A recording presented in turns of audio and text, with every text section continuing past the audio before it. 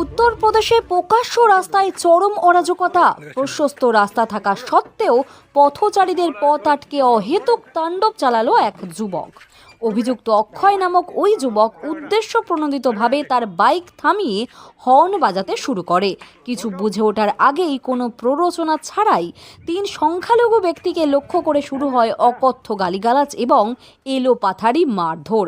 আক্রান্তরা আত্মরক্ষার্থে সরে যাওয়ার চেষ্টা করলে অভিযুক্ত ব্যক্তি পিছু ধাওয়া করে তাদের উপর হামলা চালায়। জনবহুল এলাকায় এই বর্বরোচিত ঘটনা ঘটলেও কেউ তাদের সাহায্য করতে এগিয়ে আসেনি। বারবার কেন এই বিনা প্ররোচনায় আক্রমণ?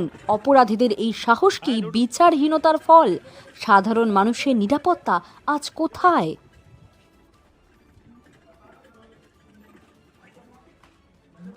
चल जान दे उठा उठा उठा अरे उठा चल जान दे अरे चल जान दे।